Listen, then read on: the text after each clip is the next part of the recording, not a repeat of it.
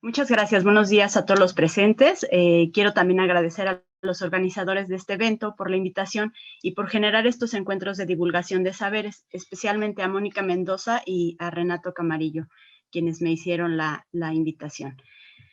En mi formación profesional como conservadora restauradora, para lograr intervenir los objetos dañados, se deben realizar una serie de acciones que nos permitan conocer a fondo lo que se va a trabajar. Debemos hacer investigaciones no solo de la materia que compone los objetos o sus técnicas de factura a través de la observación minuciosa y por medio de análisis de laboratorio. También indagamos la procedencia y el devenir de dichos objetos. Debemos conocer su historia. Cuando un conservador restaurador trabaja con textiles como la mezclilla, es necesario saber el origen de su creación, no solo del objeto mismo, lo cual tiene que ver con preguntas como qué es lo que estamos trabajando, un vestido, un pantalón, unos zapatos, etcétera. ¿Quién lo confeccionó? ¿A quién le perteneció? ¿Cuándo se usó? ¿Cuándo cayó en desuso? ¿Cómo se guardó? ¿Y cómo llegó hasta nuestros días? Entre otros cuestionamientos. También, perdón. También tenemos que conocer el concepto a que se refiere dicha materia. Por ejemplo, ¿qué es la mezclilla? ¿Por qué se llama así? ¿Quién la inventó? ¿Cuándo? ¿Cuáles son sus características? Etcétera.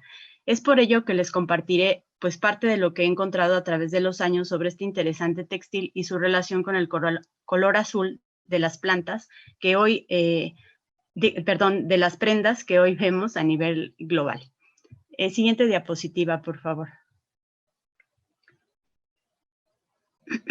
Se infiere a través de numerosas investigaciones que los humanos primitivos usaron pieles para cubrir sus cuerpos. También emplearon fibras extraídas de las plantas para generar utensilios y posiblemente sus primeros ropajes tejidos. Aunque no existe la seguridad sobre qué fibras textiles se usaron primero, Jesús Rivero Quijano, a principios del siglo XX, menciona el uso de la lana como la primera de las fibras trabajadas para hilar. Sin embargo, investigaciones más recientes apuntan al hilo de lino, a la fibra de lino antes que las lanas, y ambas fibras seguidas del algodón y luego la seda. Con el paso de las centurias, aquellos seres humanos de la prehistoria fueron descubriendo otros materiales como los tintes obtenidos de la naturaleza, los filamentos metálicos y más tarde las fibras minerales, hasta generar desde el siglo XIX fibras artificiales y posteriormente, a principios del siglo XX, las fibras sintéticas. Lo mismo pasó con los colorantes. Regresando a los tejidos antiguos, por ejemplo, los hallazgos arqueológicos de textiles hechos hace miles de años dejan la evidencia de técnicas elementales que se ejecutaban para generar telas con ligamentos relativamente simples o combinados con otros más complejos.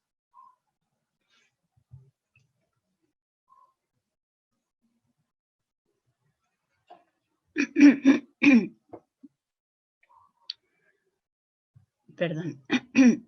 Un caso extraordinario acontecido en 2016 es la identificación de un tejido andino que data de hace aproximadamente 6,000 años, catalogado como el textil más antiguo que se conserva hasta ahora. Este fragmento de tejido encontrado en Huaca Prieta, en la región de La Libertad en Perú, además está teñido en azul, extraído de una planta denominada indigófera, según la información proporcionada por Jeffrey Splitstoser, investigador especialista en textiles arqueológicos de la Universidad George Washington y encargado del proyecto. También gracias a este tipo de trabajos arqueológicos se han conocido otros tejidos teñidos en azul provenientes del antiguo Egipto, posiblemente coloreados con otras plantas llamadas Isatis tinctoria, glasto o hierba pastel, al igual que delicadas sedas chinas de unos 3,000 años de antigüedad. Algunos tejidos concebidos para la población en general llegaron a ser burdos, gruesos, en ocasiones afelpados o pilosos y muy resistentes debido al tipo de ligamento, aunado al origen de la fibra, incluso a una combinación de estas. La tela denominada fustán se caracterizó por ser gruesa y estar hecha de algodón más lino, incluso de algodón y lana. Esta tela tenía una cara lisa y otra pilosa. En ocasiones estaba teñida. Con estas telas se fabricaron lonas y casas de campaña. Según Marta Hildebrandt, el término fustán está documentado desde el siglo XIII como el nombre de una tela de algodón. Debido a las características del fustán, estaba considerado como una tela de mezclilla, es decir, hecha con una combinación de fibras. En la época colonial existen registros de telas empleando la palabra mezclilla. Perdón. Montgomery afirma que la mezclilla de finales del siglo XVIII estaba hecha con lana y algodón. Fustán, ya para finales del siglo XIX, también se refiere a la indumentaria femenina usada como en agua debajo de la basquiña o para cubrir la parte baja del cuerpo a manera de saya o falda. Esta prenda también podía estar hecha de seda. Diversos textos indican que para los tejidos de mezclilla se ha empleado algodón basto, mientras que para las telas finas o menos densas y ligeras, el algodón de alta calidad o lo que hoy en día se llama premium, cuya principal característica es tener una longitud mayor en sus fibras, a diferencia del algodón basto, que además presenta más impurezas. También se menciona que en la mezclilla los hilos de urdimbre están teñidos, mientras que los de trama no. Por lo tanto, entendemos que las telas mezclilla se originaron por la mezcla de varias fibras, por la adición de diversos colorantes o por contener una misma fibra, pero de diversas clases, por ejemplo, diferentes tipos de algodón. Y bueno, aquí en la diapositiva estamos viendo una miniatura del siglo XV que pertenece a una edición de la obra iluminada Le Roman de la Rosa, realizada en el siglo XIII. Lo interesante es que aquí notamos a este personaje, que trae una especie como de saco en color azul. Siguiente diapositiva, por favor. ¿De dónde procede la mezclilla que usamos actualmente? Pues existen varias versiones. Una de las más difundidas es que probablemente proviene de una región de Francia cuyo nombre es Nîmes, donde desde el siglo XVII se conoce una tela de algodón muy resistente debido al ligamento, que es una sarga con la que se fabricaba. A este textil se le llamaba serge de Nîmes. Con el tiempo se le conoció como tela de Nimes y dando paso posteriormente con la contracción de esas palabras a denim. No obstante, este tejido tenía un tono café o era de tono crudo, aunque algunas fuentes escritas mencionan la existencia de un denim azul, pero también se registra otra tela de algodón de origen no francés con tejido resistente teñido en azul, usado por los tripulantes de las embarcaciones. Una publicación de 1983 menciona otra tela de algodón, posiblemente también azargada, fabricada desde el siglo XVI en una región de Bombay conocida por los indios como Dungri, donde se confeccionaba una tela azul. Otros textos aluden a esta tela como Dungari, como la tela de algodón azul para el uso de las prendas de los trabajadores y de las poblaciones más pobres de la India. Aquí en la diapositiva también estamos viendo una imagen de una publicación de una revista de la década de los años 40, donde se hace propaganda a los pantalones Dungari. Siguiente diapositiva, por favor. También durante el siglo XVII se popularizó una tela azul con la que se confeccionaban los pantalones de los marineros genoveses. Este color era conocido por los franceses como azul de Génova. Los navegantes ingleses que comerciaban en los distintos puertos de Europa y América le llamaron a la tela blue jean. Los investigadores sobre el tema sitúan el origen de esta tela azul en la ciudad de Chieri, cerca de Turín, donde se dedicaban a la tinción de fibras empleando extractos de las plantas Isatis tinctoria e Indigofera tinctoria. Esta última exportada de Asia, específicamente de la India. Es posible que esta tela azul italiana haya sido un fustán, ya que en la región se le llamó llane fustian, o que haya sido una sarga de Nima, o sea, un denim azul teñido en Génova. Además, del índigo obtenido de las plantas y usado desde hace milenios, otro color azul también fue empleado para teñir las telas desde el siglo XVIII. Se trata de un colorante semisintético derivado del índigo, al que se le llamó índigo carmín, y ya para el siglo XIX se emplearon colorantes sintéticos como las anilinas, generadas por la síntesis de material orgánico.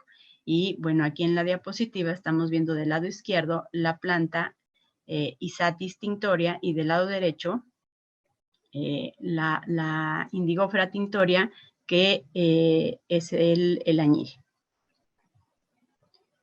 Siguiente diapositiva, por favor.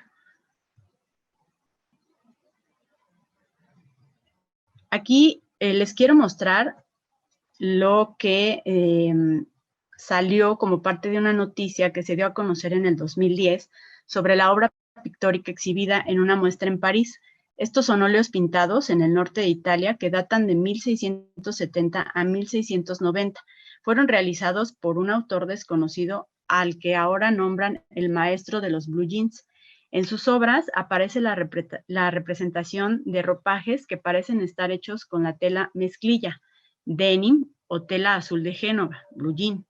Desde entonces, esta tela estuvo asociada a los géneros populares, a los más pobres, a la clase obrera, aunque después de la Segunda Guerra Mundial comenzó a ser usada por otros sectores de la sociedad, incluso como artículo de lujo por las personas más adineradas del mundo. Y bueno, aquí notamos cómo estos personajes aquí representados, justamente en sus ropajes, tienen unas telas teñidas en distintos tonos de azul y nos hacen pues parecer que efectivamente es la mezclilla que hoy en día conocemos o algo muy parecido. Incluso aquí en este detalle del mandil usado por la primera imagen, se nota el desgaste de la tela muy similar al desgaste que ahora vemos en la mezclilla que usamos, ¿no?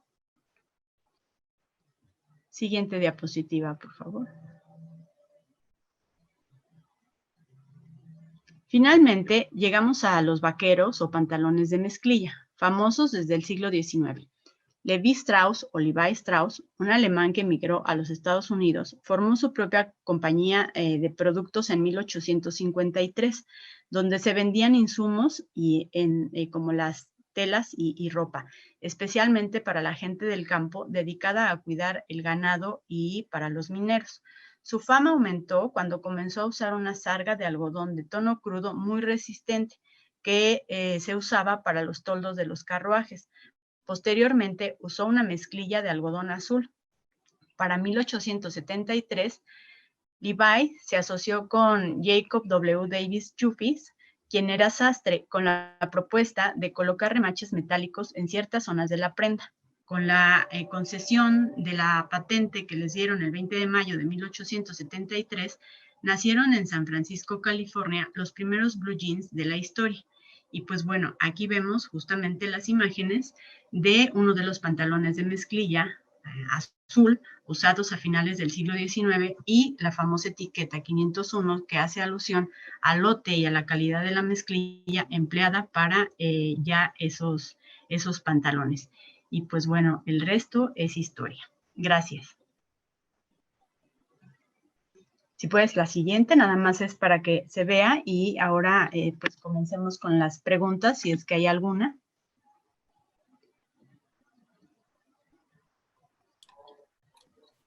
Dejo un minutito tu contacto antes de quitar la presentación. Perfecto. A ver, primero voy a revisar cómo vamos de tiempo. Y bueno, agradecerte, Verónica, por esta breve pero muy interesante y atinada historia. Y quizás empiezo por preguntarte, para ti, ¿cuál ha sido el hallazgo más interesante que has tenido en tu estudio, particularmente del denim? Sí, mira, hace algunos años solamente se mencionaba el denim como lo hecho, por ejemplo, por Levi's, ¿no? Y aunque había algunas publicaciones también que ya hablaban del origen de esta tela, casi siempre se decía, no, bueno, pues la mezclilla es de Estados Unidos y se acabó, ¿no? Entonces, cuando comienzo a trabajar algunas prendas y empiezo a indagar, pues, de dónde viene la tela, de cómo se fabricó, por qué también es azul, pues empiezo a notar información que viene de diversas fuentes y pues el resultado me parece verdaderamente interesante, como muchos como muchas otras investigaciones donde la tela pues no tiene un solo origen o el color no tiene un solo origen. Me parece muy interesante que este textil esté siendo usado, esta sarga y justamente teñida en azul, esté siendo usada desde hace pues varios cientos ya de años, ¿no? Y respecto a las piezas que yo he trabajado, pues son piezas verdaderamente modernas, ¿no? Son de siglo XX. No he tenido la fortuna de conocer ninguna de estas telas antiguas, pero he trabajado piezas, por ejemplo, de 1970, de 1980, con algunas limpiezas, con algunas colocaciones de soportería para reforzar algunas zonas que se están desgarrando. Pero bueno, en general yo noto que, aunque son piezas que ya tienen 40, 30 años, son piezas sumamente resistentes. O sea, sí me sorprende mucho este textil, este tejido, ¿no? La sarga que es muy, muy fuerte, y sobre todo el color también, que pues pasan los años y el color, aunque sí se ve un poco deslavado por el uso y por la manera en que los han tratado, pues sigue manteniendo en ocasiones su azul intenso, ¿no? De acuerdo. Mira, nos quedan unos minutitos y quisiera preguntarte un par de cosas más. La primera, precisamente en torno al color, porque el color índigo no viene ni de una sola fuente ni de un solo recurso, y quizás para los que no son expertos o apenas están iniciando en estos temas, creo que sería muy pertinente que nos platicaras un poco sobre el color como tal. Sí, mira, inicialmente, como decía en la presentación, este color azul se obtiene de unas plantas crecidas en la naturaleza y después ya por cultivo. Hay una extracción y hay un proceso de oxidorreducción, ¿no? Donde se le agregan otras sustancias a esta pasta que se obtiene, y a partir de ahí, pues bueno, ya se puede teñir la ropa. Este color es insoluble, por ejemplo, en agua, ¿no? O sea, tienes que hacer todo un proceso químico para solubilizarlo. Durante el siglo XVIII hay pues avances en cuanto a las investigaciones de los colores, y se crea un color semisintético, porque además sí es semisintético porque sí está obtenido gracias a la planta, a la Indigofera tinctoria, y se hace por también un proceso químico, perdón, un proceso químico donde se obtiene el color azul, ¿no? Lo que se hace es una sulfonación del compuesto, y eso lo convierte en soluble en agua. También eso hace que, pues, a las lavadas, pues, sea bastante fugaz, ¿no? El color. Y posteriormente, en el siglo XIX, pues ya comienza los avances también sobre investigaciones químicas de los colores, y se generan las anilinas, que son la síntesis, ¿no? De material orgánico. Y bueno, gracias a eso se obtienen los colores azules. Ahora hay gran variedad de ellos, bastante sencillos de conseguir en la tienda, por ejemplo, para tú teñir también tus propias fibras, y en la industria, pues a niveles masivos, ¿no? De acuerdo, gracias, Verónica. Mira, tengo acá una pregunta de Montserrat, que nos dice que si puedes contar un poco sobre la mezclilla en Japón, que según ella hay precedentes muy tempranos de este material. Sí, mira, de hecho, bueno, en la actualidad también hay una mezclilla que se hace en Japón y es muy preciada porque la calidad del algodón es también muy bueno. Y efectivamente en la antigüedad también se sabe que hay una tela de algodón, podemos decir que mezclilla, porque justamente es la mezcla de estas fibras, o ya vimos que de diferentes fibras teñidas, ¿no? En el caso, por ejemplo, de la mezclilla que conocemos, se dice que está teñida la parte de los hilos de la urdimbre y los de trama son blancos, ¿no? Entonces también es una mezcla de hilos de colores blancos con los azules. Y efectivamente hay registros también que existe o existió en Japón una tela de algodón muy resistente, ¿no? Que posiblemente haya sido también una sarga, porque dentro de los ligamentos que ayudan justamente a que las telas sean más fuertes, pues es el ligamento de sarga por su constitución, ¿no?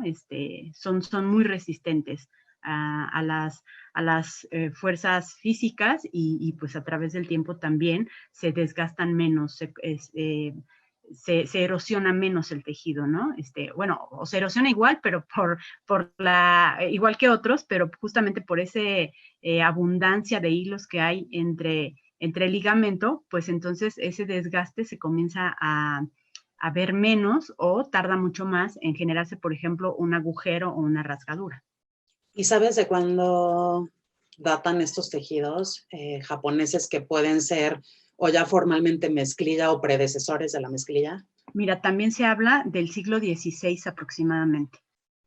Ok, perfecto. Y mira, nos quedan 2 minutitos antes de terminar con tu intervención sumamente interesante. Quisiera preguntarte, pues a propósito de esta edición de Transformers en español, sobre la industria del denim en México. Digo, sé que eso es una clase completamente separada, pero si nos puedes contar algunas cosas en este sentido en 1 minutito.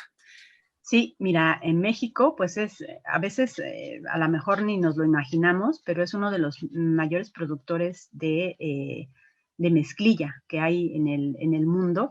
Y en Tlaxcala, por ejemplo, hay lugares donde se generan pues toneladas de este textil que se usan para la industria tanto en el país como para exportar esos tejidos.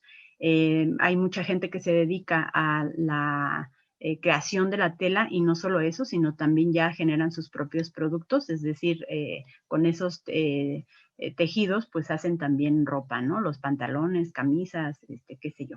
Pero sí, en México hay una larga tradición ¿Y de qué año, ¿no? de qué año o de qué siglo podemos hablar con respecto a esta tradición que en su Pues mira, ya momento se convierte formalmente en una industria, ¿no? claro, ya desde el siglo XIX hay lugares donde se hacen este tipo de telas, ¿no? Empieza a proliferar y pues ya a partir del siglo XX son grandes fábricas, empresas. De acuerdo. Pues se nos acabó el tiempo, Verónica. Te agradecemos muchísimo por tu tiempo, por compartir tu conocimiento y experiencia. Verónica nos dejó por ahí unas recomendaciones muy interesantes de libros para los que se quieran empapar más en la parte histórica de este material. Se los estaremos compartiendo al finalizar el evento.